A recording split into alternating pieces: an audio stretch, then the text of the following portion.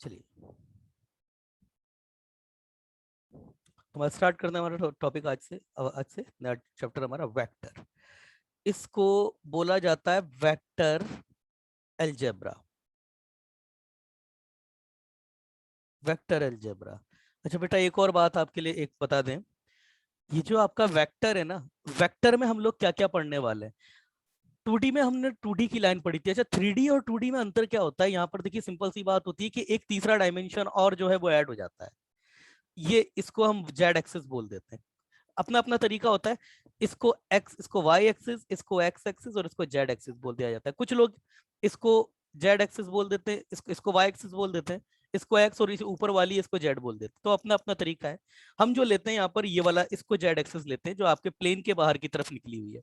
जो प्लेन अभी white screen आप देख रहे हो, इससे परपेंडिकुलर बाहर की तरफ है ये स्क्रीन, तो इसको जेड जेड एक्सिस बोला जाता है, इस वाली एक्सिस को। तो यहाँ पर ये एक्सेस ऐड हो जाती है। अब हमारे पास, अगर हम यहाँ पे, हमारे पास क्या आएगा पॉइंट। जो जो चीजें हैं उनके बारे में देखिए। जैसे हम यहाँ पर, हम पहले पढ़ते थे 2D में हमारा काम चल जाता था। अगर मैं ये बोल देता था कि जैसे ये 2D है, अभी मैं बोल देता था कि ये मेरे पास पॉइंट P है, इसका x कोऑर्डिनेट है और इसका y कोऑर्डिनेट है, तो ये x कोमा y। अब क्या होगा ना, एक नया कोऑर्डिनेट z कोऑर्डिनेट और ऐड हो जाएगा आपका, और इस z कोऑर्डिनेट के ऐड होने से पूरा एक डायमेंशन चेंज हो जाएगा आपका। अब हमारे पास आप देखिए, अब हमारे पास 3D में हम क्या क्या पढ़ेंगे, इवन दोनों में। अभी हम पढ़ रहे हैं वेक्टर अलजेब्रा। वेक्टर अलजेब्रा के बाद हमारे जस्ट स्टार्ट हो जाएगा 3D ज्योमेट्री। तो देखिए वेक्टर अलजेब्रा में, इसमें हमारे पास आएगा जो हम लोगों को पढ़ना है, जिसमें हमारे जेई में क्वेश्चन आते हैं। एक तो हमारे पास आएगा 3D लाइन। ध्यान से सुनना बेटा, 3D लाइन वेक्टर फॉर्म में, मतलब अलजेब्रा को यूज करते हुए। इसके बाद आएगा हमारे पास 3D का प्लेन। प्लेन तो 3D ही होता है, 3D है ना, ये आएगा। और जब हम 3D ज्योमेट्री पढ़ेंगे तो 3D ज्योमेट्री में भी यही दोनों आएंगे, 3D लाइन और 3D प्लेन, ये दोनों यही आएंगे। अब आप कहेंगे सर फर्क क्या है? फर्क देखिए, मैं आपको एक बात बताऊं। लॉजिक जो इंप्लीमेंट हम करेंगे, लॉजिक हमारा वेक्टर में इंप्लीमेंट होगा। 3D में जस्ट के जस्ट आपका एज इट इज ज्यादा आपका कन्वर्जन हो जाएगा। अब बात आती है कि सर 3D और वेक्टर में फर्क क्या है? तो आगे जाकर के फर्क देखिए, मैं बताऊं आपको। बच्चे का मैसेज आया, sir with direction and without direction. हाँ बेटा, मतलब नहीं, 3D में भी डायरेक्शन तो काउंट होती है, ऐसा नहीं है। 3D में भी डायरेक्शन काउंट होती है, पर कहने के मायने बदल जाते हैं आपके। जैसे अगर मैं बात करता हूँ, मैं बोलता हूँ मेरा ए वेक्टर है, किसी पॉइंट है, जैसे आपका ये 3D ज्योमेट्री है बेटा, मान के चलो ये आपका एक्स एक्सिस है। देखो ध्यान से समझते हुए चलना, अगर इसका रूट स्ट्रांग रहा ना, तो आगे जाकर के ऐसा हो जाएगा, हर क्वेश्चन को 3D का हर क्वेश्चन वेक्टर से भी सॉल्व हो जाता है, वेक्टर का हर क्वेश्चन 3D से भी सॉल्व हो जाएगा। तो कई बार जैसे होता क्या है ना बेटा, हर बार इस समय आते आते होता ये कि मेरे पास टाइम थोड़ा कम रह जाता था, तो मैं वेक्टर बहुत अच्छे से पढ़ाता था। 3D ज्योमेट्री को मैं इसी के कंसेप्ट को लेकर के हम इंपोज कर देते थे इसी को ही, मतलब वेक्टर के कंसेप्ट से ही 3D को पढ़ लिया करते थे, हो जाएगा। 3D कुछ अलग नहीं है, वेक्टर भी कुछ अलग नहीं है, दोनों एक ही जैसे हैं, ये बिल्कुल सेम चलते हैं, थोड़ा सा चेंज हो जाता है। और वो चेंज क्या होते हैं वो हम आगे देखेंगे। जैसे मान के चलिए, मैं बोलता हूँ कि ये मेरा ओरिजिन है, ओरिजिन के रेस्पेक्ट में अगर ये मेरा पॉइंट है, इसके मैं बोलता हूँ कि ये मेरा पोजीशन वेक्टर है ए वेक्टर, पोजीशन वेक्टर है ए वेक्टर, ठीक है ना। तो अगर मैं बोलूंगा इसका एक्स एक्सिस के ऊपर, वाई एक्सिस के ऊपर और जेड एक्सिस के ऊपर प्रोजेक्शन है, x1 y1 z1 आ रहा है, तो ये मेरे पास हो जाएगा एक्स आई कैप प्लस वाई जे कैप और प्लस जेड के कैप। ये मेरे पास हो जाएगा पोजीशन वेक्टर। मतलब 3D में किसी वेक्टर की, किसी पॉइंट की, पॉइंट को हम पोजीशन वेक्टर बोलेंगे, उसकी लोकेशन दिखाना। यही अगर मैं 3D में बात करूं तो ये वेक्टर वेक्टर तो जे कैप के कैप सब हट जाता है, और रह क्या जाता है हमारे पास x comma y comma x one comma y one comma z one, ये रह जाता है हमारे पास। अब ये पूरी तरीके से लिंक होता है 2D से। जैसे मैं आपको बात बताऊं, हमने 2D में क्या क्या चीजें पढ़ी है। 2D में हमने, आपको पता होगा, हमने सर्कल पढ़ा था, एसओटी। एसओटी में मतलब हमने क्या क्या पढ़े थे एसओटी में? इन सर्कल, एक्स सर्कल, सरकम सर्कल, ये सब पढ़े थे। एक्स सर्कल हमारे पास 3 आए थे, ये 3 के 3 हमारे सर्कल में। ध्यान दीजिएगा, जब हमने सर्कल पढ़ा था तो तीनों हमारे पास आए थे। किसी भी ट्राइंगल के रिस्पेक्ट में एक्स सर्कल के एक्स सर्कल के एक्स सेंटर के कोऑर्डिनेट निकालना, वो सब यहाँ पर भी आएंगे। ऑर्थो सेंटर इसमें भी आएगा, इन सेंटर इसमें भी आएगा, सेंट्रॉइड इसमें भी आएगा। अभी तक क्या होता था ना बेटा, मानकर चलना, अभी तक क्या होता था, हम जो पढ़ते थे, जैसे मान के चलो बेटा मैंने कोई ट्राइंगल बनाया, तो ये ट्राइंगल बन गया आपके बोर्ड पर, ये बोर्ड पर मैंने ट्राइंगल बना दिया आपके। अभी ये बोर्ड पे ही है। अब बेटा मानकर चलना इस ट्राइंगल को मैंने ये निकाला और ये निकाल करके 3D पे रख दिया। अब इस ट्राइंगल की ना तो देखिए साइड तो चेंज नहीं होगी, एंगल भी चेंज नहीं होगा। चेंज क्या होगा? चेंज इसकी लोकेशन चेंज हो जाएगी। इसका इन सेंटर का जो पहले कोऑर्डिनेट था इस प्लेन में वो अब चेंज होकर के कुछ हो गया। तो अब प्रश्न उठता है वो क्या चेंज हो जाएगा, वो चेंज क्या हो जाएगा? तो ऐसी सारी चीजें, सर्कल भी बनाया जा सकता है। हालांकि 3D में हमारे पास सर्कल की इक्वेशन ये है नहीं कोर्स में, मगर बताई जा सकती है। जैसे कॉम्प्लेक्स में याद है ना, कॉम्प्लेक्स सर्कल की इक्वेशन, कॉम्प्लेक्स पैराबोला। मैंने जो बच्चे अलग से पढ़ने आए थे मेरे से, डाउट सेशन में आते थे, उन लोगों ने मेरे को बोला था कि सर हमको कॉम्प्लेक्स जो है वो डीप में जाकर के पढ़ना है ज्योमेट्री के थ्रू। उनको मैंने बताया था कॉम्प्लेक्स पैराबोला, कॉम्प्लेक्स सर्कल और कॉम्प्लेक्स एलिप्स, सारी चीजें मैंने बताई थी। वही चीज यहाँ पर भी आ सकती है ना। तो अब हम स्टार्ट करते हैं, बिल्कुल सिलसिलेवार से इसको स्टार्ट करना पड़ेगा क्योंकि बोर्ड का लेक्चर होगा नहीं आपका, तो ये सारी चीजें जो है वो मुझको बतानी पड़ेगी आपको प्रॉपर तरीके से। तो चलिए स्टार्ट करते हैं हमारा आज से वेक्टर अलजेब्रा। एंड में कुछ क्वेश्चन हम फंक्शन के भी लेंगे। तो स्टार्ट करते हैं बेटा। डेफिनेशन ये सारी चीजें तो पता होगी आपको। अब पहला स्टार्ट आता है बेटा हमारे पास जीरो वेक्टर। जीरो वेक्टर, कुछ अभी टर्मिनोलॉजीज देखेंगे, एक दिन तो टर्मिनोलॉजीज चलेगी अभी आज के दिन। जीरो वेक्टर क्या होता है आपका? अ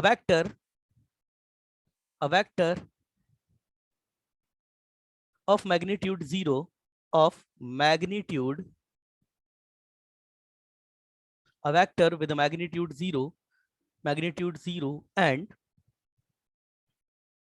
a vector with magnitude 0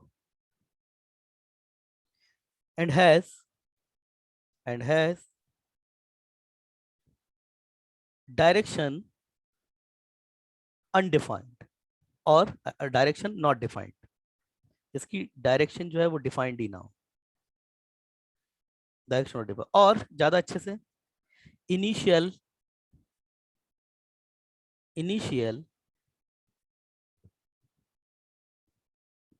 and final terminal at a single point, at a single point, एक ही पॉइंट पर होते हैं जिसके इनिशियल और फाइनल टर्मिनल जिसके एक ही पॉइंट पर होते हैं। तो ये हमारे पास जीरो वेक्टर हमारे पास क्या हो जाएगा? जीरो वेक्टर हमारे पास क्या हो जाएगा? कोई बता सकता है? ये हो जाएगा हमारे पास जीरो वेक्टर, ये पॉइंट। अब आप मुझे बताइए बेटा, अगर ये मेरे पास पॉइंट है तो इसका मैग्नीट्यूड कितना है? जीरो। अब इसकी डायरेक्शन की बात करें तो डायरेक्शन तो इस पॉइंट से इधर ले लो, इधर ले लो, इधर ले लो, इधर ले लो, कहीं भी ले लो। तो इसलिए इसकी डायरेक्शन जो है वो अनडिफाइंड बोली जाती है जीरो वेक्टर की। नल वेक्टर भी बोला जाता है इसको, इसी को ही नल वेक्टर भी बोला जाता है जीरो वेक्टर को। आगे देखते हैं।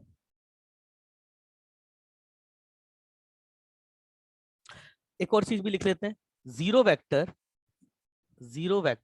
या फिर नल वेक्टर, चलो zero vector has many properties similar to, has many properties similar to the number zero, the number zero। ठीक है ना? जैसे a boy throwing a ball,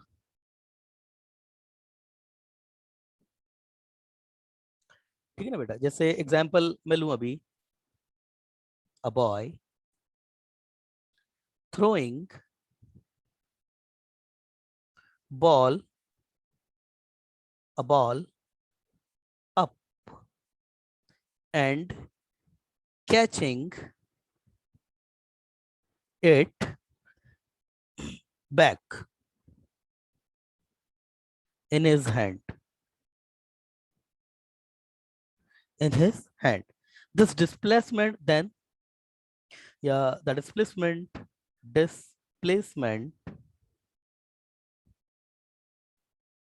of then displacement of the ball is null vector या फिर zero vector, है ना बेटा? Simple सी बात है आपकी। अगर कोई बच्चा बॉल उछालता है और ये दोबारा से इसको कैच कर देता है, तो डिस्प्लेसमेंट, अब मैं बोलूं कि ये वेक्टर आपका क्या था, ये ऊपर गया करके नीचे आ गया, ये वेक्टर क्या है, नल वेक्टर है आपका। क्यों, क्यों नल वेक्टर है, इसका हाथ में आ गई ना बॉल, बॉल हाथ में आ गई, इसका मैग्नीट्यूड आपका 0 हो गया, तो ये नल वेक्टर हो जाएगा आपका। चलिए आगे देखते हैं, यूनिट वेक्टर। हाँ बेटा, यूनिट वेक्टर क्या होता है, इतना तो बचपन में पढ़ के आए होंगे। क्या होता है यूनिट वेक्टर? मैग्नीट्यूड 1 होता है। मैग्नीट्यूड 1 होता है। A vector having magnitude 1, a vector having magnitude 1 called unit vector, ठीक है, यूनिट वेक्टर। और the direction vector of any vector called unit vector, मतलब ऐसा वेक्टर जिसमें केवल और केवल डायरेक्शन ही होती है, उसको यूनिट वेक्टर बोला जाता है ना। अब मैं बोलता हूँ, if a vector small a vector, then its unit vector may given by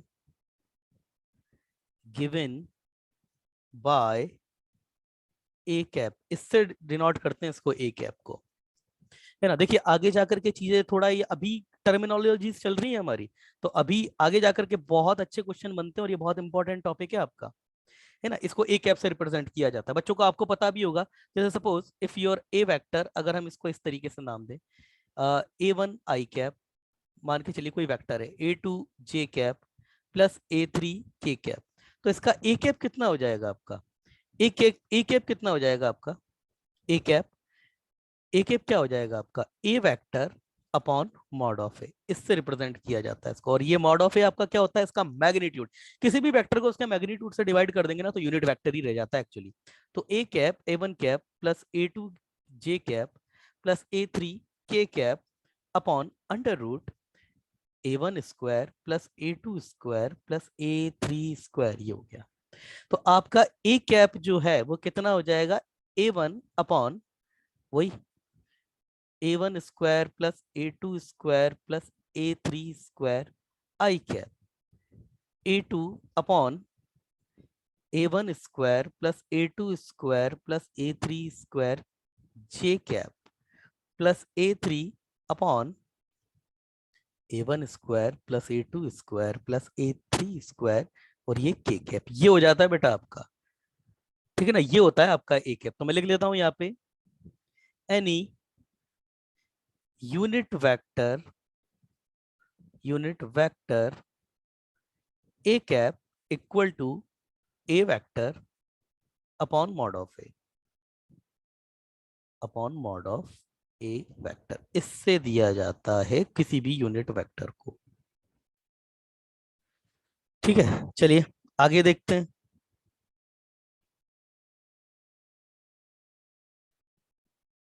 चलिए,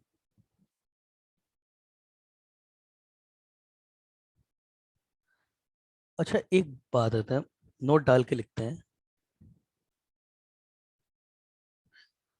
all rotational vector, all rotational, हालांकि इतना नहीं है हमारे कोर्स में रोटेशनल, पहले हुआ करता था मगर ये वेक्टर्स, ऑल रोटेशनल वेक्टर्स, रुकना, yes, all rotational vectors termed as an vectors termed as an axial vector, ठीक है। जैसे एक इसका एक एग्जांपल ले लेते हैं, एक्सियल वेक्टर इस चीज का ही,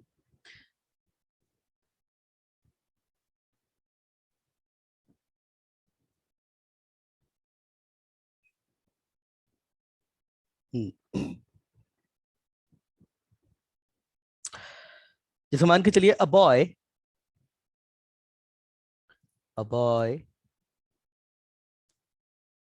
rotates a boy rotate a rigid body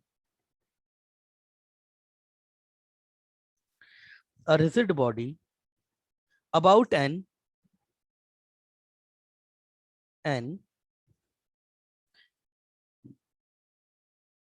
an axis through origin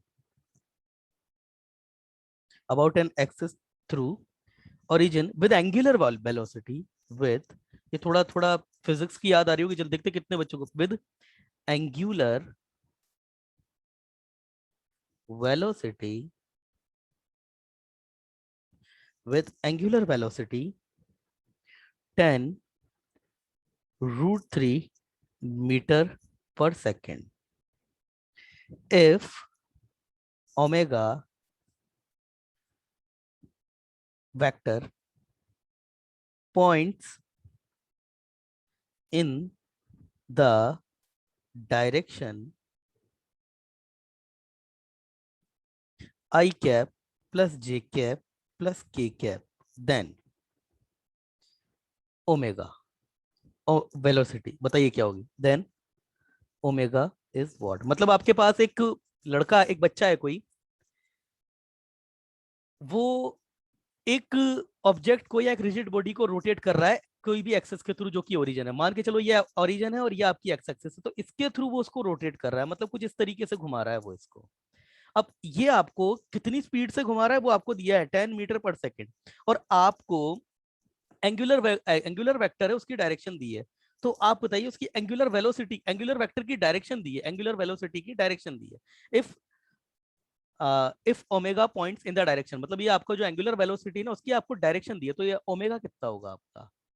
हाँ बेटा, ओमेगा कितना होगा, कितना होगा ओमेगा, डायरेक्शन आपको दी है, मतलब आपको कह सकते हैं कि आपके पास ओमेगा के, ओमेगा वेक्टर, मतलब ओमेगा के वेक्टर की जो आपको डायरेक्शन ना किस किस डायरेक्शन में वो आपको दिया है, और ओमेगा की मैग्नीट्यूड वैल्यू भी दी है, तो ओमेगा कितना होगा आपका। अरे बहुत बचकाना सा क्वेश्चन है, बच्चे का मैसेज आया है 10 आई कैप 10 जे कैप, नहीं बेटा नहीं नहीं नहीं नहीं नहीं नहीं, अरे बहुत बचकाना सा क्वेश्चन था ये, तो कुछ ऐसा क्वेश्चन था भी नहीं। देखिए इधर डायरेक्शन ऑफ, देखिए इधर डायरेक्शन क्या है आपकी, direction of angular velocity omega is along, किसके अलोंग है, आई कैप प्लस जे कैप प्लस के कैप, तो सबसे पहले इसके अलोंग है डायरेक्शन, ये नहीं है इसके अलोंग है। अब ये देखिए मैंने आपको बताया था कि डायरेक्शन हमेशा यूनिट वेक्टर होता है, मगर ये तो यूनिट वेक्टर नहीं है, मतलब इसका मैग्नीट्यूड भी है बेटा। कहने का ये मतलब है कि ये आपका, ये जो एंगुलर वेलोसिटी है ना उसका उस इसके अलोंग है। जैसे बेटा मानकर चलो मैं बोलता हूं कि मेरे पास एक वेक्टर तो ये है और दूसरा वेक्टर मेरे पास ये है और तीसरा वेक्टर ये है, मैं बोलता हूं कि ये जो तीसरा वेक्टर है ना उसकी डायरेक्शन तो इसी के अलोंग है। सपोज ये ए वेक्टर है, मैं बोलता हूं कि इसकी जो ये बी वेक्टर है इसकी डायरेक्शन तो इसी के अलोंग है, मगर इसकी जो मॉड वैल्यू है वो के है, तो बी वेक्टर को आप क्या दोगे, इसकी मॉड वैल्यू जो है वो के है, इसकी मॉड वैल्यू जो है वो के है, डायरेक्शन ए के अलोंग है, तो मैं क्या करूंगा इसका इसका मॉड और इनटू इसकी डायरेक्शन लूंगा केवल, तो ए कैप लूंगा ना, ए वेक्टर थोड़ी ले सकता हूं मैं।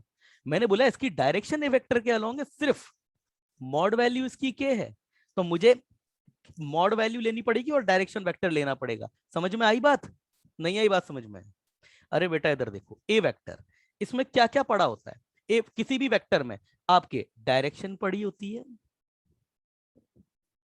एंड इसका मैग्नीट्यूड पड़ा होता है, मैग्नीट्यूड, डायरेक्शन पड़ी होती है मैग्नीट्यूड, इतना तो फिजिक्स में पढ़ के आए होंगे आप लोग, बहुत मामूली सब है आपके, बहुत इंट्रोडक्शनरी पार्ट है आपका यस फिजिक्स सर। में, है ना। तो किसी भी वेक्टर में आपके डायरेक्शन पड़ी होती है और मैग्नीट्यूड पड़ा होता है। हाँ बोलो बेटा बोलो।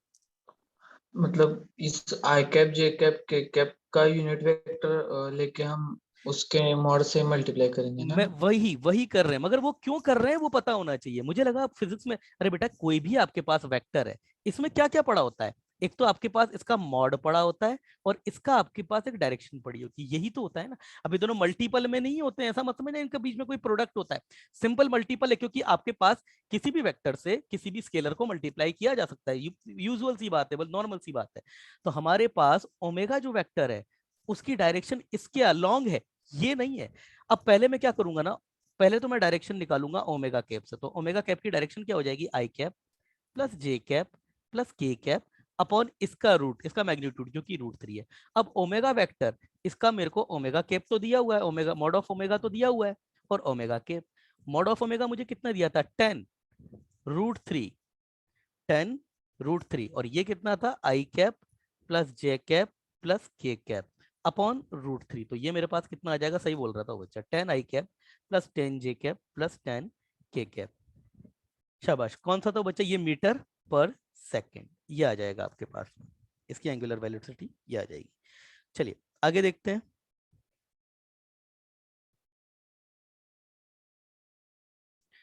अगला को एक एग्जांपल देखते हैं, चलिए। इफ सम ऑफ, ध्यान दीजिएगा, if sum of two unit vector, if sum of two unit vector is a unit vector, then find magnitude of their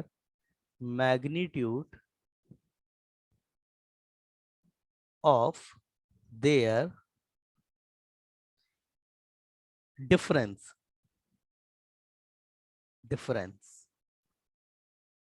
and angle between them। अब बहुत सिंपल सा क्वेश्चन है, दे क्या रखा है ना आपको, ये बिल्कुल बचकाना सा सवाल है कि आपके पास एक सवाल है, एक कोई वेक्टर है, यूनिट वेक्टर ए कैप, दूसरा है ये बी कैप, और ये आपको सी कैप, ये तीनों बराबर हैं, मतलब A cap plus b cap, इनका सम उसने आपको ये दे रखा है आपके पास, एक सी कैप, तीसरा भी यूनिट वेक्टर है। तो आपका ये जो है ना ए कैप माइनस बी कैप, इसका आपको मैग्नीट्यूड भी बताना है और इसका आपको सम भी बताना है। तो भाई बताओ ये कैसे होगा, ये क्वेश्चन कैसे होगा, बताइए कैसे करें इस क्वेश्चन को,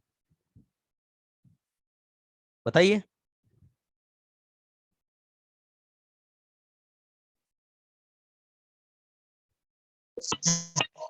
बताइए कैसे होगा। दोनों का एडिशन का मॉड एक के बराबर होगा। क्या क्या, दोनों के एडिशन का, मतलब हाँ हाँ हाँ यूनिट हाँ हाँ वेक्टर हाँ, ठीक है, A cap plus b cap, ये आपका 1 होगा, ठीक है, देन ठीक है। हाँ, तो और दो यूनिट वेक्टर का मैग्नीट्यूड भी 1 है, तो फॉर्मूला है ना एडिशन का, हम्म 1 तो प्लस यस यस यस, तो इनका इनका फॉर्मूला क्या होता है, इनका वेक्टर का, under root a square plus b a square a cap square plus b cap के मॉड का स्क्वायर प्लस 2 ए कैप बी कैप और cos थीटा, जो कि थीटा इनके बीच का एंगल होता है। तो बिल्कुल बचकाने सवाल है, ये आ गया। अब अभी देखते जाइए। अब ये हमारे पास कितना हो जाएगा, थीटा अगर एंगल पता पड़ गया तो मैग्नीट्यूड तो वैसे ही आ जाएगा। तो ये हमारे पास कितना हो जाएगा, 1 + 1 + 2 cos थीटा। क्या भाई रोहित, सवाल नहीं आया तुमको, ये रूट था, स्क्वायर कर दिया दोनों साइड, तो ये 2 cos थीटा, बच्चे का मैसेज आया 2 and 90, अच्छा उसने वो बताया। तो ये आपके पास में बेटा ये -1 आ गया, और ये cos थीटा आपके पास में कितना आ गया, -1/2। हाँ बेटा कितना होगा, -1/2 आया, कितना होगा, -1/2 आ गया, कितना होगा, थीटा क्या ले हम, अरे बेटा सिंपल है, cos थीटा आपके पास में कितना होगा, cos pi minus second quadrant में, किन्हीं भी वेक्टर के बीच में जो बेटा एंगल होता है ना, ये बात तो पता ही होगी आपको कि वेक्टर या हो या लाइन हो, उनके बीच में एंगल हमेशा 0 से 180 के बीच में ही लिया जाता है। मतलब किसी भी वेक्टर के बीच में आप अगर एंगल लेंगे या लाइन के बीच में, हमेशा एंगल ये होगा 0 से 180 के बीच में ही लिया जाता है, क्योंकि इसके बाद तो फिर वो रिपीट होने लग जाता है ना। अगर ये इधर चला जाएगा, ये 180 पूरा हो गया, ये ऊपर आ जाएगा, तो फिर वो तो यही लाइन हो गई ना दोबारा से, या आप और ऊपर लेके जाएंगे तो ये और यही लाइन हो जाएगी। तो एंगल हमेशा 0 से 180 के बीच में ही दिया जाएगा। इसीलिए क्योंकि है क्या ना, यहाँ पे मैं यहाँ पर पाई प्लस भी कर सकता था माइनस को बैलेंस करने के लिए, मगर मैंने पाई माइनस ही क्यों किया उसका मैंने रीजन बताया, कॉस से कॉस कैंसिल। अच्छा थीटा 1/2 है तो बेटा 1/2 इसके किसके रेस्पेक्ट में आता है, ये पाई/3 के रेस्पेक्ट में आता है, पता है ना। तो ये कितना हो जाएगा आपके पास में, theta equal to pi minus पाई/3। बच्चे का आंसर गलत है, 2 पाई/3 पहला आंसर आ गया आपका भाई, 2 पाई/3 आंसर आ गया आपका पहला, 2 पाई/3 आंसर आ गया। डायरेक्शन तो पता पड़ गई उनके बीच में, अब डायरेक्शन तो ये थीटा के बीच की इसके बीच की उनकी डायरेक्शन तो हमको पता पड़ गई है ना। अब a माइनस बी कैप हम उनका सब्ट्रैक्शन हमको निकालना है बेटा, एंगल तो सेम ही रहना उनके बीच में भाई, वेक्टर तो फिक्स है ना, वेक्टर तो फिक्स है। अब डायरेक्शन का उनका a cap minus b cap आपको काउंट करना है, तो a cap minus b cap count करने के लिए हम क्या करेंगे, क्या करेंगे, a cap minus b cap count करने के लिए, हाँ भाई क्या करेंगे, a cap minus b cap इसको काउंट करना है हमको। डायरेक्शन तो हमको पता है, ए वेक्टर और बी वेक्टर के बीच में 120 का एंगल बन रहा है, ये तो हमको पता पड़ गया है। ये अगर ए कैप है और ये आपका बी कैप है, इनके बीच में एंगल 120 का तो माइनस हमको पता पड़ गया है। मगर अब इनके बीच में हम सब्ट्रैक्शन कैसे फाइंड करेंगे, रिप्लाई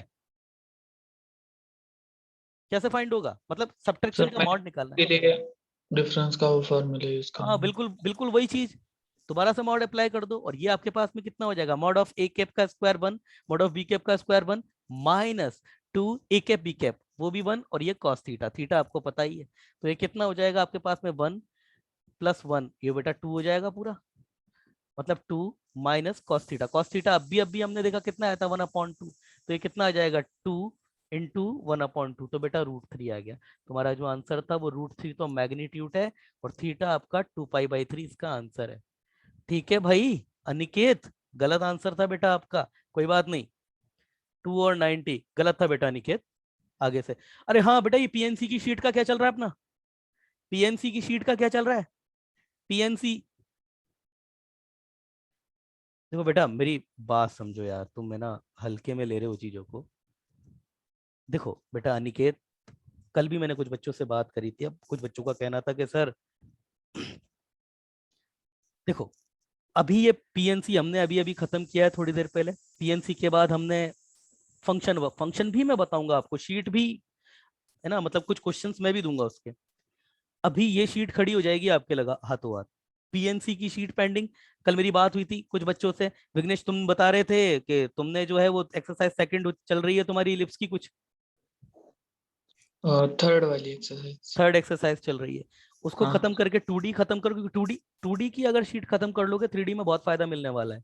और ये जल्दी करो बेटा, पीएनसी की फर्स्ट शीट, फर्स्ट एक्सरसाइज तो मैंने ही करवा दी थी, हाँ सर, फर्स्ट है ना बेटा, एक्सरसाइज। फर्स्ट एक्सरसाइज तो मैंने ही करवा दी थी, सेकंड जो है आज अपन देखते हैं, आज मैं कुछ क्वेश्चन दूंगा ग्रुप में, आज मैं ही खुद से डाल दूंगा, विघ्नेश बेटा याद करा देना, विघ्नेश ओके बता सर। देना बेटा, ठीक है ना। दूसरा देखिए, अभी इस शीट के बाद ये एक्सरसाइज, ये वाली 3D ज्योमेट्री, ये फटाफ ये इसकी शीट आ जाएगी। तो जितना बेटा तुम्हारा ये बैकलॉग आता जाएगा ना, उतना ज्यादा ही तुम्हारे ऊपर फिर नेगेटिविटी जो है वो आने लग जाती है। प्लीज सीरियस लो इस चीज को, शीट्स जो है उनको कंप्लीट करते चलो, क्योंकि मेन निचोड़ शीट ही है, क्लास में कराने के बाद वो अलग नहीं है, असाइनमेंट का कॉम्प्लीमेंट्री ही होता है वो, और ये दोनों मिलकर के ही हमारा पूरा जो है साल का पूरा जो वर्क होता है दोनों मिलकर के ही होता है, class notes plus sheet. Class note करता है कोई, शीट नहीं करता है वो भी अधूरा है, शीट्स अगर कर लेता है क्लास नोट नहीं पढ़ता है वो भी अधूरा है, इन दोनों को मिलाकर के सारे कंसेप्ट कवर किए जाते हैं। चलिए आगे चलिए, कर लीजिएगा उसको, बच्चे का मैसेज आया है सर, थर्ड एक्सरसाइज बेटा, सिद्धेश किसकी थर्ड एक्सरसाइज, सिद्धेश कौन सी थर्ड एक्सरसाइज, पीएनसी की, अच्छा अच्छा शाबाश, गुड। पहले बेटा सेकंड तो कराऊं मैंने तो फर्स्ट एक्सरसाइज तो करवा दी है मैंने, खुद करवाई थी, अब सेकंड एक्सरसाइज को मैं आज ड्रॉप कर दूंगा, सिद्धेश याद दिला देना बेटा मेरे को। इक्वल वेक्टर की बात करें, इक्वल वेक्टर देखिए, ये जो चीजें हम पढ़ रहे हैं ना, बोर्ड में क्वेश्चन आता है, जेई में यहाँ से क्वेश्चन नहीं आएगा, मगर ये बोर्ड पॉइंट ऑफ व्यू से बताना पड़ता है। इक्वल वेक्टर, अब नाम से ही क्लियर है क्या होता होगा इक्वल वेक्टर, बेटा क्या होता होगा equal, two vector are said to be equal if they have, हाँ भाई विघ्नेश क्या क्या होगा, सेम, बच्चे का मैसेज आया, magnitude same magnitude, same direction. Magnitude and direction, same magnitude and direction, and also represent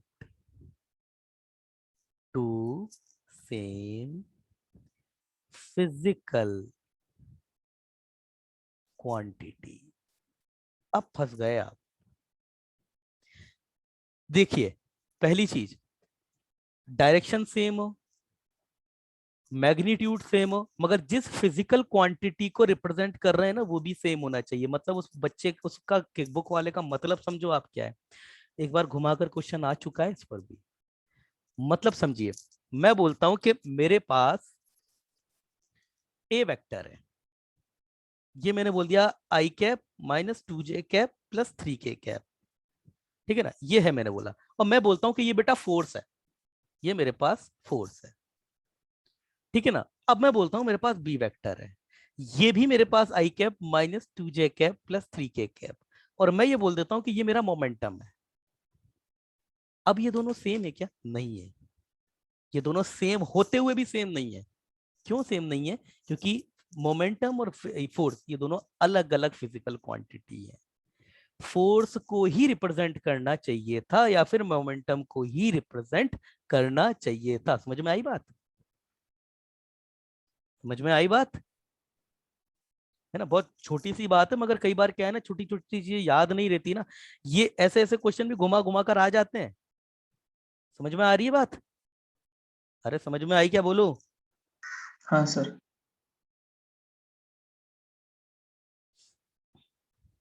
आगे चलिए। अच्छा बेटा, एक और मैं आपको बात बता दूं। दरअसल इक्वल वेक्टर कोई अलग से क्वांटिटी होती भी नहीं है, सही देखा जाए तो। जैसे मान करके चलना बेटा, ये मेरा पेन हो गया, है ना, ये डिजिटल पेन है मेरा। मान करके चलो, अगर मैं फिक्स कर दूं, इसकी ये लेंथ मैंने फिक्स कर दी, तो ये इसका मैग्नीट्यूड हो गया। डायरेक्शन की बात करूं तो डायरेक्शन में मेरे हाथ से कंट्रोल कर सकता हूं, ऐसे रखता हूं तो एक डायरेक्शन, ऐसे रख दूंगा तो दूसरी डायरेक्शन। अब बेटा बात सुनना, ये मेरा पेन है, इस तरीके से मैंने एक बच्चे को बोला, मैंने कहा बेटा इधर आओ, उसको ये बोला कि ये पेन पकड़ और इस पेन को लेके अमेरिका चल जा, मगर ना तो तेरा हाथ जो है वो ऐसे ऐसे नहीं होना चाहिए, डायरेक्शन तो तुझे इसकी लंबाई तो घटा बढ़ा सकता नहीं है वो, मैं कहूंगा बिल्कुल ऐसे ही जा, और ऐसे ले जा करके अमेरिका में रख के आ जा, तो क्या इसकी डायरेक्शन चेंज नहीं होनी चाहिए? मतलब डायरेक्शन चेंज नहीं हो जाए होनी चाहिए, इसका मतलब ये है कि ये हॉरिजेंटल और वर्टिकल से जो डायरेक्शन बना रहा है ना एंगल, वो एंगल वही रहना चाहिए। मतलब अगर वो ऐसे भी नहीं मूव हो सकता अब वो, क्योंकि अगर वो ऐसे मूव हो गया तो उसका फिर चेंज हो गया ना डायरेक्शन, ये डायरेक्शन ऐसी ही रहनी चाहिए। ऐसा का ऐसा रख करके मुझे कोई भी, मतलब ऐसे कोई भी मूव हो जाए, ऐसे कहीं भी मूव हो जाऊं, मैं प्लस में कहीं भी मूव हो सकता हूं, ऐसे और ऐसे, यहां पे आकर के भी ऐसे ऐसे, मगर इसको लेकर के मैं घूम नहीं सकता, क्योंकि अगर मैं घूम गया तो डायरेक्शन चेंज हो जाएगी। मतलब एक वेक्टर को उसकी डायरेक्शन और उसके मैग्नीट्यूड में चेंज किए बिना दुनिया के किसी भी कोने में रख दो आप, वो वेक्टर वही होता है। समझ में आई बात? समझ में आई बात? वो वेक्टर वही होता है। अरे मेरी बात समझ में आई या नहीं आई? हाँ सर। किसी भी वेक्टर को, वेक्टर होता है, इसी को बोला जाता है फ्री वेक्टर। तो एक्चुअली बेटा जो आपकी जो इक्वल वेक्टर होते हैं ना, इक्वल वेक्टर खुद अपने ही आप से बनते हैं। मतलब मान के चलिए ये फोर्स है, मान के चलिए 10 न्यूटन का फोर्स है, एक्स एक्सिस से 30 डिग्री डायरेक्शन पे, ये, तो इसी फोर्स को मैं आगे ले जाकर के दूसरे पॉइंट ऑफ रेफरेंस से लगा दूं, यही सेम वेक्टर को। तो यही मेरे पास हमेशा जो इक्वल वेक्टर होता है ना, वो सेम, वो अलग होता भी नहीं है, वो सेम होता है। केवल होता क्या है ना, दरअसल हमारे पास आगे जाकर के आएगा फ्री वेक्टर और लोकलाइज्ड वेक्टर। फ्री वेक्टर क्या होता है ना, जिनको ऐसे घुमाया फिराया जा सकता है। लोकलाइज्ड वेक्टर वो होते हैं जो फिक्स हो जाते हैं, इनको घुमा नहीं सकते फिर आप, है ना। तो आगे पढ़ते हैं, बच्चे का मैसेज आया है। हाँ सर, है ना, तो बच्चे अब इसको आगे आगे पढ़ते हैं। ये चीजें मैं क्यों बता रहा हूँ आपको, आगे जब कॉम्प्लेक्स एग्जाम्पल आने वाले हैं ना अभी, तब ये चीजें बहुत काम की है। ऐसे ही वेक्टर को उठा उठा के घुमा घुमा के हम एडजस्टमेंट करके बहुत कॉम्प्लेक्स सवालों को भी इजी से कर देंगे। भाई दो तरीके होते हैं, एक तो ज्योमेट्री से चले जाओ, और एक जो है पूरा एनालिटिकल मेथड से जाओ। तो यहाँ पर भी ज्योमेट्री पूरी पूरी लगेगी, इसीलिए 2D के बाद भी पढ़ाया जाता है इसको, ताकि बच्चे की वो जो ज्योमेट्रिकल एप्लीकेशन है वो यहाँ काम आ जाए, जैसा कि मैं आपको पहले भी बता चुका हूँ। अभी आगे देखते हैं, चलिए, है ना। आपको खुद अभी रियलाइज हो जाएंगी चीजें, और पढ़ने में बड़ा मजा आता है इस चैप्टर को। जैसा पीएनसी को पढ़ने में मजा आता है ना, बिल्कुल वैसा ही मजा आता है इसको। और अच्छा हाँ बेटा, एक और मैं आपको बात बता दूं, इधर देखिए सुनिए। दो तीन चैप्टर ऐसे हैं आपके पास में, जैसे बेटा आपका पूरा का पूरा 2D और आपका पूरा का पूरा कैलकुलस, तकरीबन तकरीबन कैलकुलस के सारे सवाल 2D ज्योमेट्री से हो जाते हैं, मैंने बोला है तकरीबन। और वो कौन कौन से? फंक्शन पूरा हो जाएगा, आईटीएफ भी पूरा हो सकता है। इसके अलावा आपका डिफरेंशियबिलिटी, लिमिट, कंटिन्यूटी, ये सारे तो क्वेश्चन आपके 2D ज्योमेट्री से सब हो जाएंगे। रेंज डोमेन सब निकाला जा सकता है उससे। वही क्वेश्चन आपके ये जो ज्योमेट्री के क्वेश्चन होते हैं ना, पॉइंट निकालना, एंगल बाइसेक्टर निकालना, 2D के सारे क्वेश्चन वेक्टर से भी हो जाते हैं। 2D के सारे क्वेश्चन वेक्टर से हो जाएंगे, वेक्टर के सारे क्वेश्चन 2D से नहीं होंगे। 3D के सारे क्वेश्चन भी वेक्टर से हो जाते हैं। अभी मैं आपको बताऊंगा, मतलब कुछ कुछ क्वेश्चन जो हमने एसओटी में देखे थे उनको निकालना इतना टफ था, वही क्वेश्चन मैं आपको वेक्टर से करके दिखाऊंगा, 2-3 लाइन में आंसर आ जाता है ना, मगर वेक्टर पे कमांड होना चाहिए उसके लिए। तो चलिए आगे देखते हैं, इसीलिए सिलसिलेवार तरीके से ही आगे बढ़ा जाए तो ज्यादा बेटर है। जैसे आप लोगों ने पढ़ा होगा सेक्शन फॉर्मूला, वो सेक्शन फॉर्मूला यहाँ पर भी आएगा, एक ही तरीके से लगता है बिल्कुल। चलिए आगे देखते हैं। इक्वल वेक्टर हो गया, चलिए इसको भी लिख ही लेते हैं बेटा, free vector. in fact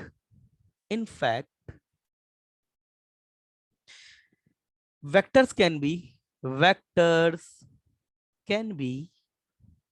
classified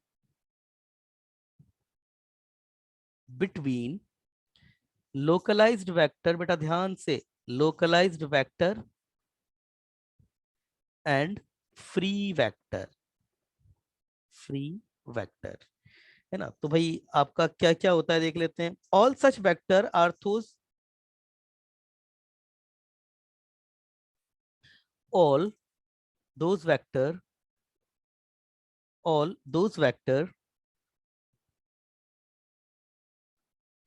which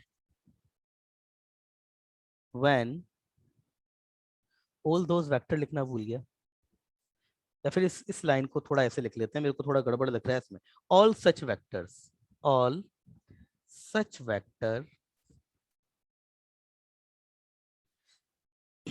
are those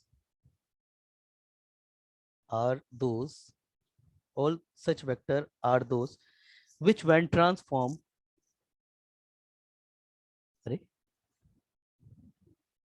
which when transform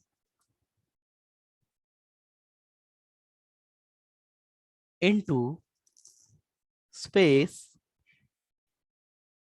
from one point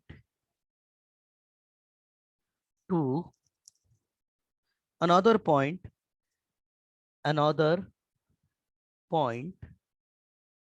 without, वही बात आ गई ना जो मैंने कहा था, without changing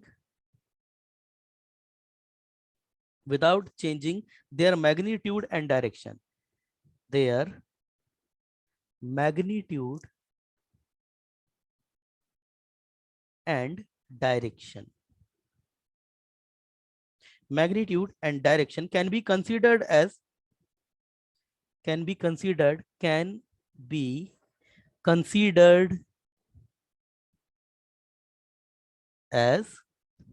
इक्वल वेक्टर्स। मैंने वही वाली बात बोली थी ना आपको कि इक्वल वेक्टर आपका क्या होता है, ये कोई अलग से वेक्टर होता भी नहीं। यही बात मैंने अभी आपको थोड़ी देर पहले बोली थी कि इक्वल वेक्टर बेटा अलग से कुछ नहीं होता, यही वेक्टर है। इसी वेक्टर को उठा करके मैंने ये और थोड़ा आपके पास रख दिया ना, तो मैंने डायरेक्शन में चेंज किया, मैग्नीट्यूड में चेंज हो नहीं सकता। यही मैंने यहाँ हाथ में रख लिया, इस पोजीशन पे ये एक वेक्टर ए वेक्टर है, यही उठा करके मैं आपके पास रख देता हूँ, तो यही वेक्टर आपका बी वेक्टर हो जाएगा। तो ये दोनों वेक्टर आपके इक्वल वेक्टर होते हैं। मतलब एक ही वेक्टर को आप उसकी डायरेक्शन और मैग्नीट्यूड में चेंज किए बिना दुनिया के किसी भी कोने में रख दोगे ना, तो ये दोनों आपस में इक्वल वेक्टर है, अलग से कुछ नहीं होता है ये। कुछ वेक्टर होते हैं फिक्स वेक्टर होते हैं, जिनके लिए फिर इक्वल वेक्टर जो है वो इस तरीके से तो कम से कम डिफाइंड नहीं होता है, ठीक है ना। Can be considered as a equal vector. आगे देखते हैं द फिजिकल इफेक्ट। आगे क्या है? द फिजिकल इफेक्ट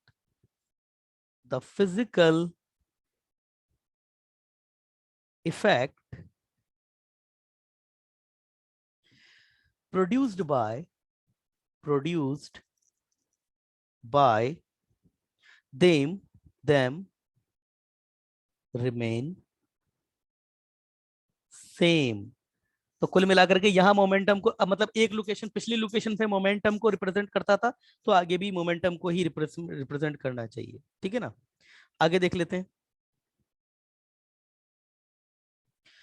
और लोकलाइज वेक्टर क्या होता है? जिनको इस तरीके से घुमाया फिराया ना जा सके, सिंपल सीधी सी बात, जिनको ऐसे उठा पटक नहीं कर सकते ना जिनके साथ, वो आपके लोकलाइज्ड वेक्टर होते हैं, जिनको शिफ्ट नहीं किया जा सकता। लोकलाइज्ड वेक्टर जिनकी पोजीशन चेंज नहीं कर सकते, कैन नॉट बी शिफ्टेड। अच्छा बेटा, विघ्नेश, प्रथमेश, अनिकेत, जितने भी बच्चे हैं हमारे, क्या कोई एक लोकलाइज्ड वेक्टर बता सकते हो जिसको आप शिफ्ट नहीं कर सकते? एक कोई कर सकते हो, बता सकते हो? मैं बताऊं आपको। जैसे बेटा फोर्स हो गया आपका, force at a fixed point. मतलब अगर मैंने फोर्स का फिक्स पॉइंट फिक्स कर दिया, तो इस फोर्स को दूसरी जगह पे ले जाकर नहीं लगा सकते, क्योंकि पॉइंट फिक्स कर दिया है ना मैंने आपका, उसका फोर्स आपका हो गया एक फिक्स पॉइंट। और बताऊं जैसे, ठीक है ना, और भी है आगे, अभी और भी आएंगे, पर उसको पढ़ लेते हैं आपके पास में तब।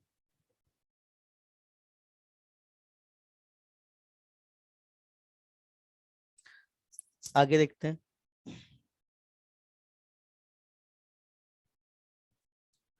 एक और नोट, नोट है हमारे पास, number of distinct number of distinct unit vectors, number of distinct unit vectors in space, number of distinct unit vectors in space perpendicular to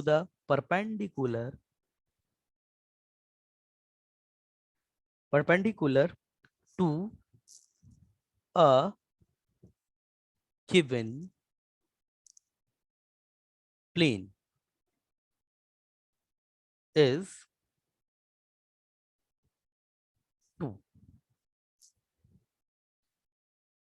कैसे?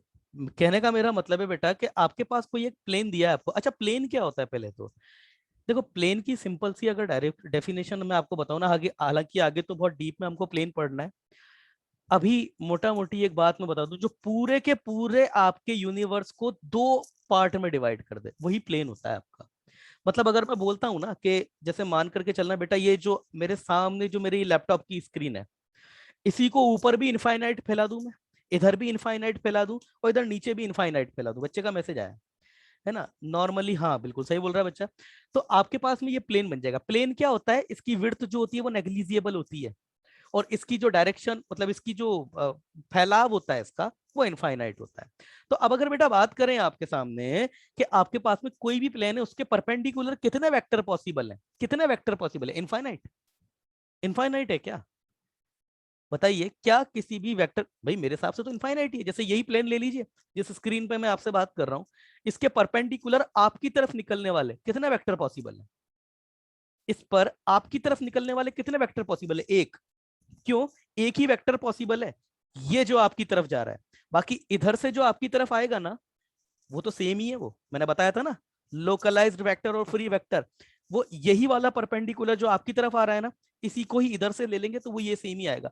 मतलब प्लेन के परपेंडिकुलर केवल दो ही वेक्टर पॉसिबल हैं, एक तो वो जो आपकी तरफ आ रहा है, और एक ये जो मेरी तरफ आ रहा है। ये दो ही वेक्टर पॉसिबल हैं। समझ में आई बात? हाँ क्लियर हुई सर। बात? इनफाइनाइट नहीं है, इनफाइनाइट नहीं है। और दूसरी बात, मैंने परपेंडिकुलर, अच्छा हाँ बच्चा, परपेंडिकुलर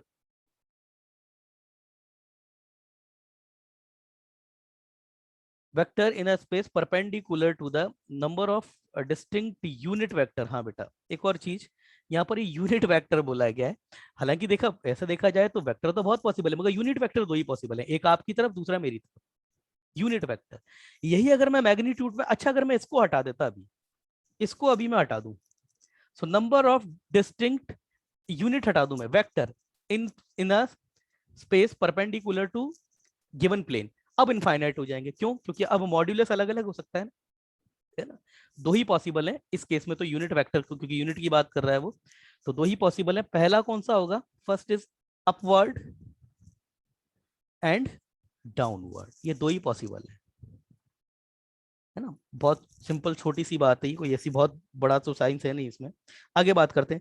हाउ मैनी, आप बताइएगा, हाउ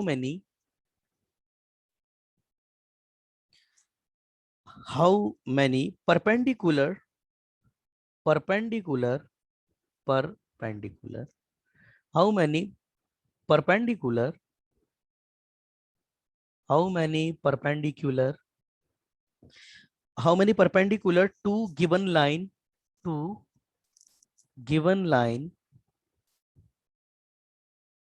इन स्पेस।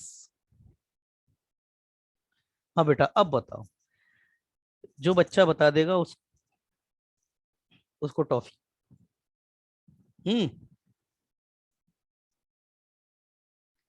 बताओ भाई। कहने का मेरा मतलब है कि आपके पास एक प्लेन, बेटा ये जो स्क्रीन जिसके थ्रू अपन दोनों आपस में बात कर रहे हैं ना अभी, इस स्क्रीन पर नंबर ऑफ परपेंडिकुलर वेक्टर। हाँ भाई विवेक राठौड़, गोलू बेटा, आपकी तरफ और मेरी तरफ अगर परपेंडिकुलर यूनिट वेक्टर की मैं बात करूं तो दो ही पॉसिबल है। इतनी तो मेरी बात हो चुकी थी। अब मैं बेटा बात करता हूं लाइन की। ध्यान देना, मैं बात कर रहा हूं लाइन की, वेक्टर लाइन की। अब पहले वेक्टर लाइन क्या होता है? हाँ बेटा विघ्नेश, ओ विघ्नेश,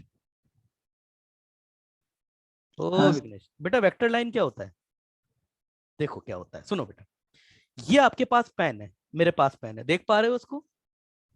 हाँ सर। देखो बेटा, ये मेरे पास अभी देखो। अच्छा बेटा एक बात बताओ, लाइन सेगमेंट और लाइन में क्या डिफरेंस होता है? लाइन सेगमेंट तो ये फिक्स हो गया, हाँ सर। और लाइन अगर मैं बोलूं आपके पास लाइन, तो यहां से भी लेजर टॉर्च मारे, इधर भी पीछे और इधर भी आगे, ये इनफाइनाइट होती है लाइन। हाँ यही आपकी 3D लाइन और वेक्टर होता है। वेक्टर की अगर मैं बात करूं, अगर मैं लीनियर वेक्टर की बेटा बात करूं, तो वो तो ये हो गया, ये मेरा पेन छोटा सा फाइनाइट लेंथ का। और अगर मैं 3D लाइन की बात करूं तो ये इधर भी इनफाइनाइट, इधर भी इनफाइनाइट, ये हो गया। अब इस लाइन के ऊपर परपेंडिकुलर यूनिट वेक्टर कितने पॉसिबल है? कितने पॉसिबल है परपेंडिकुलर यूनिट वेक्टर? कितने पॉसिबल है? एक, दो, तीन, साढ़े तीन, सवा तीन, कितने? इनफाइनाइट। बच्चे का मैसेज आया, मेरी बात सुनती बच्चे ने हाँ वो बस। अच्छा इनफाइनाइट कैसे है कांबले? ओ कांबले देखो बेटा, ये तो अरे क्या नाम है बेटा? विघ्नेश, ये पेन आ रहा है ना तुम्हारी तरफ? आ हाँ रहा है ना? सर। देखना बेटा, इस पे परपेंडिकुलर की बात करते हैं। बेटा ये मान के चलना, ये यूनिट वेक्टर है, तुम ये मान के चलो ये यूनिट वेक्टर है। ये जो दूसरा पेन में ले रहा हूं बेटा, मान के चलना है यूनिट वेक्टर है, ठीक है ना? हाँ देखो ये इसके परपेंडिकुलर है ना? हाँ परपेंडि सर। ये सब इसको जैसे जैसे मैं घुमाता जाऊंगा सारे परपेंडिकुलर है ना? हाँ तो कितने परपेंडिकुलर वेक्टर है ये? इनफाइनाइट। इनफाइनाइट। समझ में आई बात? ऐसे हाँ इनफाइनाइट। तो किसी भी लाइन पर अगर हम परपेंडिकुलर प्लेन पर बात करते हैं परपेंडिकुलर की, तो वो दो ही पॉसिबल है, एक तुम्हारी तरफ एक मेरी तरफ। यही मैं बात अगर बेटा लाइन पर करता हूं तो ये इनफाइनाइट हो जाता है। समझ में आई बात? समझ में आई बात? हाँ हाँ भाई गोलू राठौड़, विवेक राठौड़, समझ में आई बात? यस सर, बच्चे को समझ में आ गया, पृथ्वी को। चलो बेटा आगे देखते हैं, मैं बंद कर रहा हूँ नेट थोड़ी देर के लिए ना। चलिए, तो how many perpendicular to the two given line in a space? Answer होगा इसका, आंसर होगा इसका इनफाइनाइट। और क्यों आंसर इनफाइनाइट है ये भी तुम्हें पता है, ठीक है ना? अगला देखते हैं। इनफाइनाइट। अब आगे थे।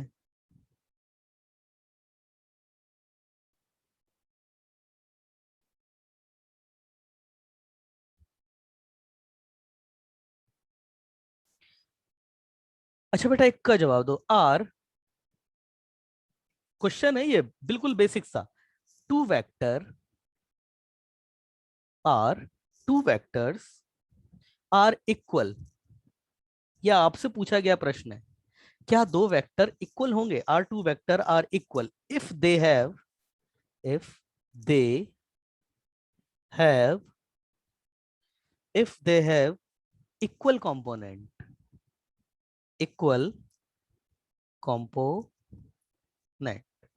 if they have equal components in a given direction, in a given direction. अब इस बात का मतलब क्या है समझना बेटा, ये वो चीजें हैं जिनके थ्रू घुमाया जाता है तुमको। हाँ बेटा, मैं नजर आ रहा हूँ, मेरी फोटो नजर आ रहा है, मेरा नजर आ रहा है। हाँ सर। देखो बेटा, कहने का मेरा मतलब क्या है, पहले तो कंपोनेंट का मतलब समझो। बेटा अपन ने 2D में बहुत देखा, ये लाइन हो गई थी, ये आपके पास में कोई एक लाइन थी, इसके ऊपर ये जो प्रोजेक्शन लिया जाता है ना बेटा, ये मान के चलो ये L2 है, ये तुम्हारे पास L1 है, तो ये L1 का L2 पर ये जो तुम प्रोजेक्शन लोगे, अगर ये एंगल, तो ये जो L1 cos थीटा आता है ना, बोलो मेरे भाई, यही आपका L1 का L2 पर कंपोनेंट होता है। समझ में आई बात? कंपोनेंट क्या होता है? प्रोजेक्शन। समझ में आई बात?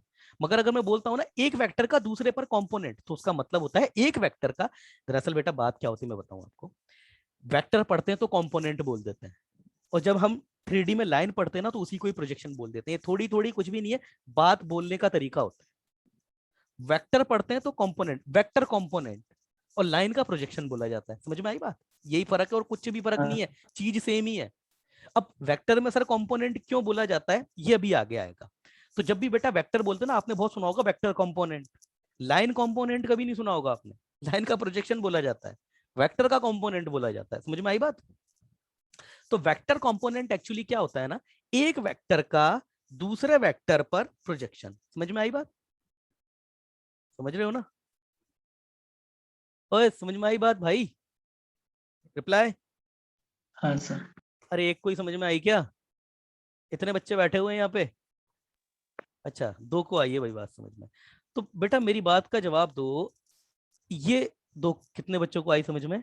हाँ विवेक को आ गई भाई, विवेक खड़े को। अरे ये तो वही बच्चा है ना विवेक खड़े, जो मेरे पास मैसेज करता था कि सर मेरे को कुछ कुछ टॉपिक में प्रॉब्लम आ रही है। बेटा प्रॉब्लम तुम्हारी सॉल्व हुई या नहीं हुई, पहले तो ये बताओ। आप जो प्रॉब्लम आपको आ रही थी वो प्रॉब्लम सॉल्व हुई या नहीं हुई? आप बता रहे थे ना कि सर मेरे साथ ये प्रॉब्लम आ रही है, वो प्रॉब्लम सॉल्व हुई ना तुम्हारी? कंसेप्ट को लेकर के कुछ प्रॉब्लम आ रही थी, तुम बता रहे थे वो कैलकुलस का क्या कुछ तो भी था। चलो बेटा आप बना, जो भी है बेटा बताना है ना, मैसेज करना भी। ठीक है बेटा। Yes sir, yes sir, yes sir studying. ठीक है बेटा, मैसेज करना, पर्सनली बात करना, बाद में बात करते हैं। तो बेटा मेरा प्रश्न आपसे ये कि ये एक वेक्टर है और ये दूसरा वेक्टर है, मतलब बेटा दो वेक्टर कहां से लाऊं? ये लो यार, देखो बेटा ये एक वेक्टर है और ये आपके पास दो वेक्टर। इस एक वेक्टर पर दो अलग अलग वेक्टर हो सकते हैं, उनका कंपोनेंट सेम आ गया, इसका कंपोनेंट और इसका कंपोनेंट सेम आ गया, तो क्या ये दोनों वेक्टर भी सेम होंगे क्या? रिप्लाई। मतलब मेरे पास दो वेक्टर हैं, मैं आपको यहां पर बताता हूं आपके बोर्ड पे। जैसे मान के चलो बेटा ये मेरे पास होरिजन है, मतलब हॉरिजॉन्टल लाइन है, ये एक वेक्टर का प्रोजेक्शन इतना आ गया, और दूसरा वेक्टर जिसके बारे में मेरे को कोई कमेंट नहीं किया गया है, उसका मैंने प्रोजेक्शन लिया, वो भी इतना ही आ गया। तो क्या मैं ये डिक्लेरेशन दे सकता हूं क्या कि यस दोनों वेक्टर सेम होंगे? रिप्लाई। क्या मैं बोल सकता हूं क्या दोनों वेक्टर जो है वो सेम होंगे? बोलो बच्चे का सर एक मैसेज। ही कंपोनेंट सेम दिया है। नहीं कुछ, तुम मे बी और नॉट मे बी, बच्चे का बोल रहा है कि सर हो भी सकते हैं और नहीं भी हो सकते हैं, और बिल्कुल सही बोल रहा है बच्चा। आप कुछ भी कंफर्म लेकर के कमेंट नहीं कर सकते। अब आप कंफर्म लेकर के कमेंट क्यों नहीं कर सकते, देखिए मैं आपको बात बताऊं बेटा। दरअसल बेटा बात क्या होता है ना, वेक्टर में हमारे पास अकेला मैग्नीट्यूड से काम नहीं चलता, ना ही डायरेक्शन से काम चलता है। देखो तुम्हारे सामने, हाँ बेटा विघ्नेश, देखना बेटा ये आपके पास में ये हॉरिजॉन्टल लाइन है, ये एक वेक्टर, ये वेक्टर है आपके पास में, मतलब वेक्टर सेगमेंट ये। ठीक है? अरे मेरी बात समझ रहे हो ना? हाँ इसका, सर। अभी इसका मैं वर्टिकल प्रोजेक्शन लूंगा तो मेरे भाई यही तो आएगा ना, यही आएगा ना? बोलो। सर हॉरिजॉन्टल हाँ, डायरेक्शन। हाँ मतलब जो भी, सॉरी हॉरिजॉन्टल अगर मैं प्रोजेक्शन लूंगा, आई एम सॉरी, तो वो यही आएगा ना, मानते हो ना इस बात को तो? हाँ सर। अच्छा बेटा, अब अब कितना आएगा? अब भी इतना ही आएगा, इसका हाँ। सेम आ रहा है ना? अच्छा,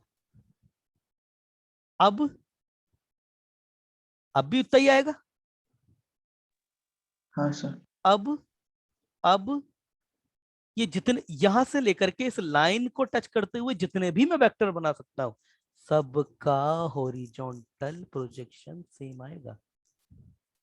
समझ में आई बात? समझ में आई बात? हाँ अरे प्रोजेक्शन क्या होता है यार भाई मेरे? प्रोजेक्शन यही तो होता है ना, ये तुम्हारी लाइन है, ये तुम्हारे पास एक कोई यहां से लेकर के ये यहां तक का एक कोई पॉइंट है। तो वेक्टर को तो बेटा देखो, बच्चे का मैसेज आया है सर वर्टिकल वेरी हो रहा है। अरे मेरे भाई हाँ वर्टिकल वेरी हो रहा है, तो कुल मिलाकर के वेक्टर अलग हो गया ना फिर, है ना? देखो मेरे भाई, इधर सुनना मेरी बात को, मैं तुम्हें ड्राइंग लेकर के बताता हूँ बेटा। ये आपका बेस हो गया जिसके ऊपर प्रोजेक्शन तुमको निकालने हैं, और ये तुम्हारा एक वेक्टर हो गया। तो देखो बेटा वेक्टर ये ऊपर में रखता हूँ तो इसको मैं यहाँ रख दूं, बात एक ही ना, इसको किधर भी इधर भी घुमा सकता हूँ, इसको किधर भी, वही फ्री वेक्टर, इसको दुनिया में कहीं भी घुमा सकता हूँ मैं। समझ में आई ना बात? तो मैं इसको यहाँ पर रखा मैंने इस वेक्टर को। अब इसका प्रोजेक्शन निकाला, तो इसका प्रोजेक्शन अगर निकालेंगे तो कितना आ जाएगा वो इसका प्रोजेक्शन इस लाइन के ऊपर की अगर बात करें तो मेरे भाई वो यही तो आ जाएगा ना, इतना ही तो आ जाएगा ना। अब मैं दूसरा वेक्टर ले लूं तुम्हारे सामने, दूसरा वेक्टर ये ले लूं मैं, इसका भी निकालूंगा तो भी प्रोजेक्शन उतना ही आएगा। कुल मिलाकर के मैं यहां से लेकर के यहां तक के बीच में इस पूरी बाउंड्री में इस पूरी बाउंड्री में मैं जितने भी वेक्टर बना सकता हूं, एक ये बना दिया, एक ये बना दिया, अलग अलग ये एक ये बना दिया, जितने भी वेक्टर तुम बना सकते हो सबका प्रोजेक्शन सेम आ जाएगा। सबका प्रोजेक्शन से थीटा अलग अलग हो रहा है, और आपका वर्टिकल प्रोजेक्शन भी सबके लिए चेंज हो रहा है, मगर हॉरिजॉन्टल प्रोजेक्शन तो बेटा सबका सेम आ जाएगा। बात समझ रहे हो ना? अरे समझ रहे हो ना? समझ में आ रही ना बात? है ना? तो इसका आंसर होगा आपका, जो अनिकेत ने बोला था वो बिल्कुल सही बोल रहा था वो बच्चा, कि सर नॉट नेसेसरीली, सही हमेशा हो जाए ये जरूरी नहीं है। ठीक है ना, हमेशा हो जाए ये जरूरी नहीं है। तो इसका आंसर क्या होगा आपका? Not necessary. इसका आंसर होगा नॉट नेसेसरी। इसका आंसर होगा नॉट नेसेसरीली, नॉट नेसेसरीली।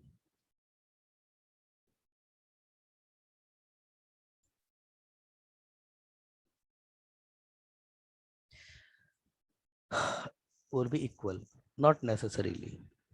अच्छा अगर मैं बोल दूं इन टू डायरेक्शन तो भी, अच्छा अब अगर मैं बोल दूं आपको, जैसे यहां पर भी इसकी भी केसेस बनेंगे वैसे तो बेटा, अब मैं बोल दूं आपको इन टू डायरेक्शन, मतलब अगर मैं बोलता हूं कि मैं डायरेक्शन केवल दो ही ले सकता हूं, इन टू डायरेक्शन, मतलब मैं बोलता हूं मैंने केवल दो ही डायरेक्शन अलाउ करी है, केवल और केवल मेरे पास दो ही डायरेक्शन है, तो उन डायरेक्शन में भी सेम नहीं आ सकता। जैसे मान करके चल लो,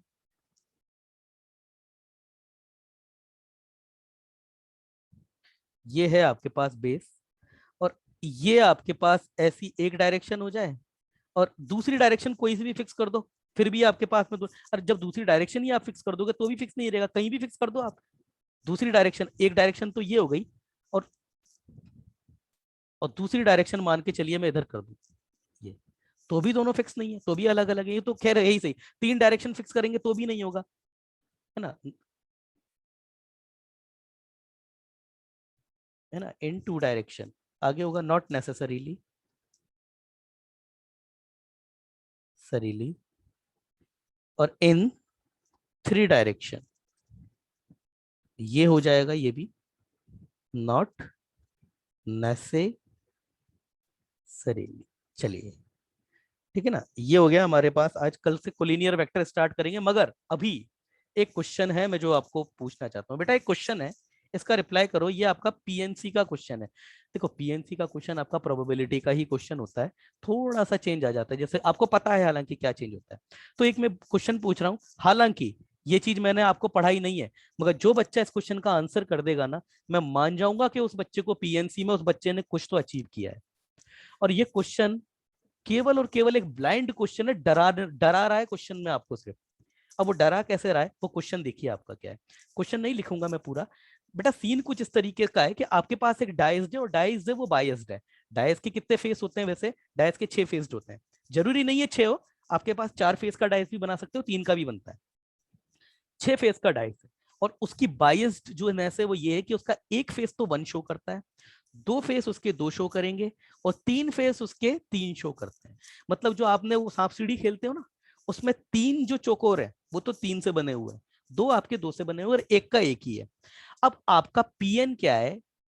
पीएन जो है आपका ये है कि आपने एन बार डाइस फेंका, एन बार डाइस फेंका, और पीएन आपकी प्रोबेबिलिटी ये है कि आपके पास में आपने डाइस फेंका जब तक कि आपके पास कौन आप सॉरी मतलब ये था आपके पास कि आपने डाइस फेंकना स्टार्ट किया। देखिए ये इनफाइनाइट चेन बनती है, ये एपीजीपी के क्वेश्चन होते हैं जो उधर से होते हैं, मगर इसमें उसका भी यूज नहीं है। आपने डाइस फेंकना शुरू किया और आप तब तक डाइस फेंकते हो जब तक आपको 3 कॉन्जिक्यूटिव 1 नहीं मिल जाते। अब बड़ा डरावना लग रहा है क्वेश्चन, है ना? अब आपके पास है वी स्टार्ट, ध्यान से सुनना, to throw dice until until not getting not getting 3 consecutive 1। मतलब मेरे को डाइस दे दिया, मैंने बच्चे विघ्नेश को बोला, मैंने कहा विघ्नेश ये डाइस पकड़ और ये फेंकता रहे। ये पूछेगा सर कब तक? मैंने कहा जैसे ही 3 बार लगातार एक आ जाए वैसे ही रुक जाना। ठीक है। अब पीएन, पीएन मेरे पास है, आपके पास पीएन मेरे पास है कि मेरे पास एन थ्रो में 3 बार कॉन्जिक्यूटिव जो है एन थ्रो में, मतलब n throw PN equal to PN through probability of 3 consecutive 1 in n throw। कहने का मतलब कि इस बच्चे ने n बार फेंका और 3 बार 1 आ जाए, इसकी प्रोबेबिलिटी पीएन है। तो आपको कमेंट करना है P1 पे, नहीं 3 P1 है आपके, पीएन है आपके पास में, probability of no 3 consecutive 1 in n throw, मतलब n throw in n throw, मतलब आपने n बार, मतलब pn क्या है, मैंने बच्चे को बोला था ना कि जब तक तू फेंकता रहे इस डाइस को जब तक 3 बार कॉन्जिक्यूटिव 1 नहीं आ जाए। तो pn क्या, pn ये है कि विघ्नेश ने n बार डाइस फेंका और 3 कॉन्जिक्यूटिव 1 नहीं आया। मतलब P4 क्या हो जाएगा कि इसने 4 बार आपके पास डाइस फेंका और 3 कॉन्जिक्यूटिव 1 नहीं आया, इसकी कुछ ना कुछ तो प्रोबेबिलिटी होगी, वही पीएन है। तो आपको बताना है P1 plus P2 plus P3 ये कितना होगा। अब ये क्वेश्चन में सिर्फ डरा रखा है आपको, या आज का आखिरी क्वेश्चन, आप बताओ, आपके पास टाइम है, आप अपना टाइम लीजिए, सोच लीजिए आराम से, दिमाग लगाइए, मैं बोलता रहता हूं आपके लिए। ये है क्या, P1 आपके पास है, एक बार डाइस फेंका 3 बार 1 नहीं आया, इसकी प्रोबेबिलिटी। P2 है आपके पास, आपने 2 बार डाइस फेंका 3 बार 1 नहीं आया, इसकी प्रोबेबिलिटी। P3 है आपके पास, 3 बार आपने डाइस फेंका और तीनों बार 1 नहीं आया, इसकी प्रोबेबिलिटी।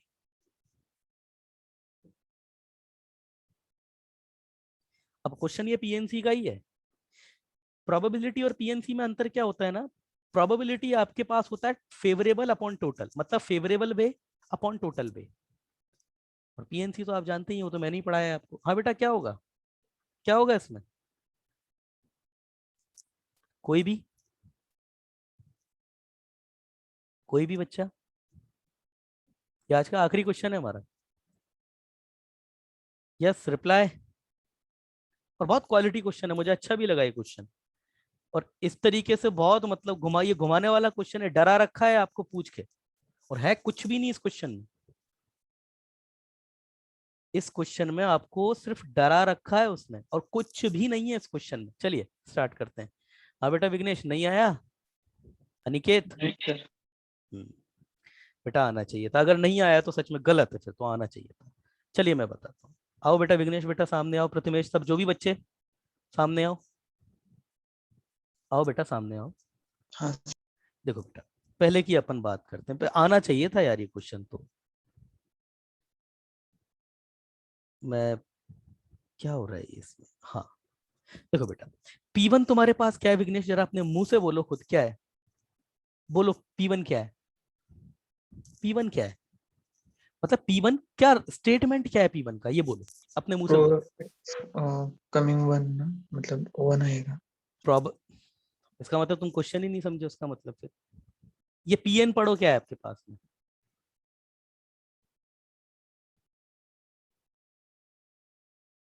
P1 Pn पढ़ो ना, probability of no three consecutive, ये नंबर नहीं है, नो है ये, no three consecutive in n throw. मतलब Pn आपके पास ये है कि आपने n बार डाइस फेंका और 3 कॉन्जिक्यूटिव 1 नहीं आए, इसकी प्रोबेबिलिटी है। समझ में आई बात। हाँ सर। अच्छा अब एक बात बताओ बेटा, तुमने एक बार डाइस फेंका और 3 बार 1 नहीं आया, इसकी प्रोबेबिलिटी कितनी है। तुमने एक बार डाइस फेंका और 3 बार 1 नहीं आया, अरे ये तो फैक्ट सी बात है, ये तो होगा ही। अरे भाई एक बात बताओ, एक बार डाइस फेंक के 3 बार 1 आ सकता है क्या, तुम बताओ। नहीं सर। तो एक बार डाइस फेंका और 3 बार 1 नहीं आया, ये तो डेफिनेट सी बात है ना। और जो भी इवेंट परफेक्ट होता है ना कि ये तो होना ही है। जैसे अगर मैं तुमसे पूछूं कि मैं ये पेन फेंकूंगा और यहाँ पर कुछ भी नहीं है, इसको फेंका और ये नीचे गिर जाए, इसकी प्रोबेबिलिटी कितनी है, 1। इसकी प्रोबेबिलिटी 1 है। जो भी इवेंट आपका डेफिनेट है ना कि ये तो होगा ही, उसकी प्रोबेबिलिटी 1 होती है। तो एक बार डाइस फेंकने पर 3 बार 1 ना आए, ना आए, मैंने बोला नहीं आए, इसकी प्रोबेबिलिटी क्या 1 नहीं होगी क्या, हाँ सर, वन होगी। है ना। अच्छा अब आप कहेंगे सर कि ऐसा कैसे, ऐसा इसलिए क्योंकि आपका प्रोबेबिलिटी क्या होता है, फेवरेबल अपॉन टोटल, यही तो होता है ना। फेवरेबल अपॉन टोटल यही होती है आपकी प्रोबेबिलिटी के, favourable outcome upon total outcome. तो आपके एक बार डाइस फेंकने पर 3 बार एक ना आए, इसमें जितने भी टोटल इवेंट है सभी इसी बात को ही फेवर करेंगे, तो इसकी प्रोबेबिलिटी आपकी 1 होगी। इसी तरीके से P2 की प्रोबेबिलिटी भी 1 होगी, P2 की प्रोबेबिलिटी भी 1 होगी ना भाई। 2 बार डाइस फेंक के 3 बार 1 ले आओगे क्या, 2 बार डाइस फेंक के 3 बार 1 आ सकता है क्या, रिप्लाई करो नहीं। भाई। अब बात आती है P3, यही एक अकेला केस था जिसमें प्रॉब्लम थी। P3 आपके पास, आपने 3 बार डाइस फेंका और तीनों बार 1 नहीं आया। तो इस बात को निकालने के लिए देखना, सबसे पहले तो क्या होगा, फेवरेबल अपॉन टोटल, इस तरीके से निकाला जाएगा।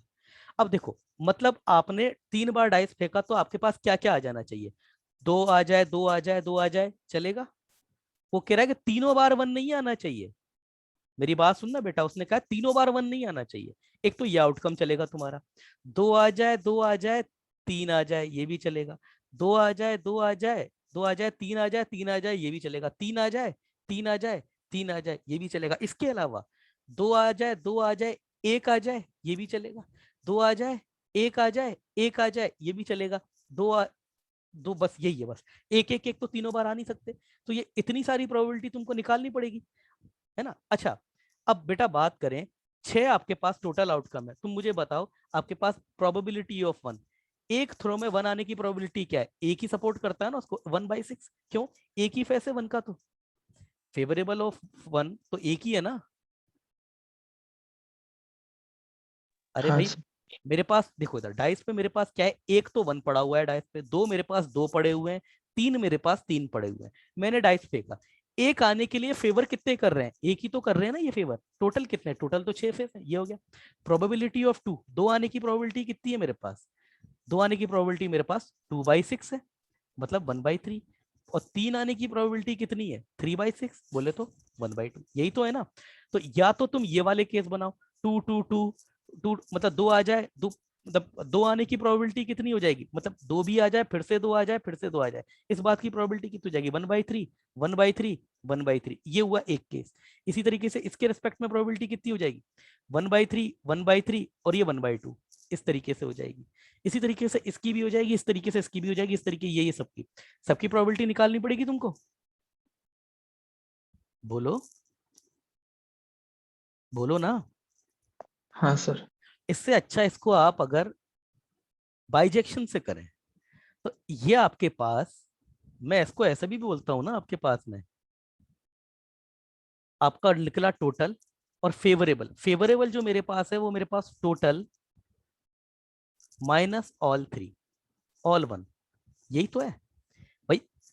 टोटल मेरे पास जितने भी केस हैं उसमें से केवल मैं उसको सब्ट्रैक्ट कर दूं कि हर बार 1 आ जाए, वही मेरे पास फेवरेबल केस वही तो है मेरे पास। भाई ये हाँ सर। है ना। तो अब ये मेरे पास कितना हो जाएगा, अलग अलग सेपरेट कर दूं तो ये 1 माइनस ऑल 1 अपॉन टोटल, मतलब मेरे पास हर बार एक आ जाए इस बार की प्रोबेबिलिटी, मतलब हर बार एक आने की प्रोबेबिलिटी, मतलब ऑल, ये है मेरे पास एक के लिए फेवरेबल, और ये मेरे पास टोटल। तो तुमने 3 बार आपने डाइस फेंका, तीनों बार एक आने की प्रोबेबिलिटी कितनी है आपके पास में, 1/6 इंटू 1/6 इंटू 1/6, यही तो है, तीनों बार एक आ जाए, यही तो प्रोबेबिलिटी है मेरे पास P3 की।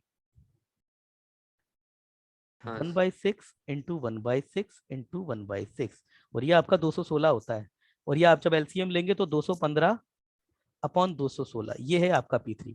तो ये P1 plus P2 plus P3, ये जो तुम्हारे पास था ये 1 प्लस 1 प्लस 215 अपॉन 216, ये आंसर है तुम्हारा। इसका GIF पूछा गया था वैसे तो, GIF। हाँ बेटा GIF कितना होगा, 2 ही होगा, ये नंबर तो 1 से छोटा है ना, इसको कैलकुलेट करने का क्या मतलब है, 1 से छोटा है, GIF लगाओगे 2 ही आएगा। क्लियर है? हाँ चलिए ठीक है, आज का समाप्त, आज का लेक्चर खत्म करते हैं। आज कुछ मैं क्वेश्चंस देने वाला हूँ आप लोगों को, रेंज के और डोमेन के, तो याद दिला देना बेटा, ठीक है ना, अगर भूल जाता हूँ तो। Thank you.